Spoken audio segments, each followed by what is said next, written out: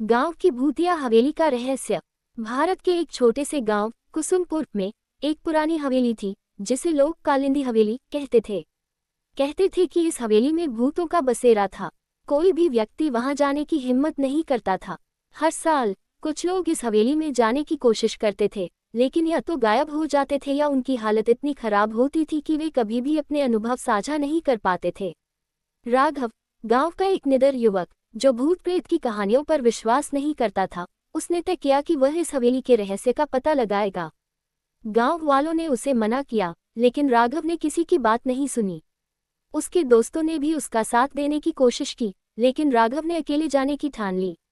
राघव ने एक अमावस्या की रात को हवेली में कदम रखा।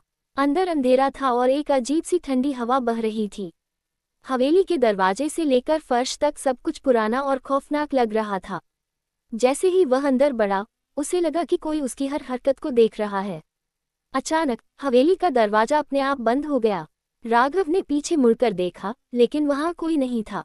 उसने सोचा कि यह हवा का झोंका होगा। वह आगे बढ़ा और दीवारों पर लगी तस्वीरों को देखने लगा। उन तस्वीरों में एक ही महिला बार बार नजर आ रही थी, लंबे बाल, गहरी आंखें और एक अजीब सा मुस्कान भरा चेहरा। जैसे ही राघव हवेली के मुख्य हॉल में पहुंचा, उसे किसी के रोने की आवाज सुनाई दी।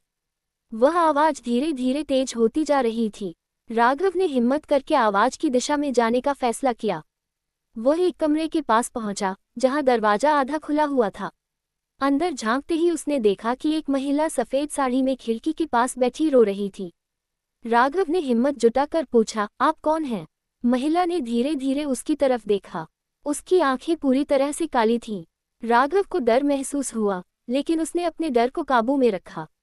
महिला ने कहा, यहाँ से चले जाओ, वरना तुम्हारा भी वही हाल होगा जो दूसरों का हुआ। राघव ने महिला से पूछा, क्या हुआ था यहाँ?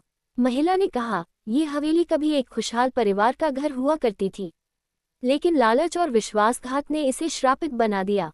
उसने बताया कि हवेली के मालिक विक्रम सिंह ने अपनी ही पत्नी कालिंदी को जिंदा जलाकर मार डाला था, क्योंकि वह उसकी संपत्ति हड़पना चाहता था। लेकिन कालिंदी की आत्मा आज भी यहाँ भटकती है, महिला ने कहा। वह हर उस व्यक्ति से बदला लेती है जो इस हवेली में कदम रखता है।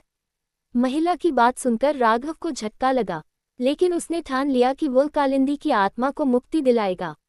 वह हवेली के हर कोने में कालिंदी की निशानियां ढूंढने लगा।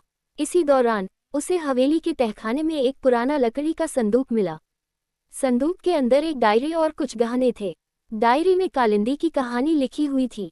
उसमें लिखा था कि विक्रम सिंह ने उसे धोखा दिया और अपनी लालच में उसे मार डाला। जैसे ही राघव ने डायरी पढ़ी, हवेली में सब कुछ हिलने लगा। अचानक कालिंदी की आत्मा उसके सामने प्रकट हुई। उसकी आंखों में दर्द और गुस्सा साफ झलक रहा था। राघव ने कहा, मैं तुम्हें मुक्ति दिलाने आया हूँ। बताओ, मैं कैसे तुम्हारी मदद कर सकता हूँ? कालिंदी की आत्मा ने कहा, मेरे गहनों को नदी में प्रवाहित कर दो और मेरे पति के नाम से इस हवेली में दीप जलाओ, तभी मुझे शांति मिलेगी। राघव ने कालिंदी की इच्छा पूरी करने का वादा किया, लेकिन हवेली में कई दूसरी आत्माएं उसे रोकने की कोशिश कर रही थीं।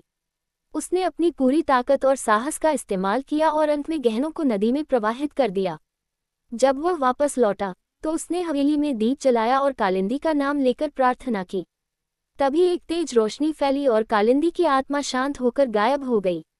उस रात के बाद कालिंदी हवेली का रहस्य खत्म हो गया। गांव वाले अब उस हवेली के पास जाने से नहीं डरते थे। राघव ने अपने साहस और दया से न केवल हवेली को श्राप से मुक्त किया, बल्कि गांव वालों को एक नई शुरुआत भी दी। स्टोरी अच्छी लगी तो लाइक करें और सब्सक्राइब करना ना भूलें।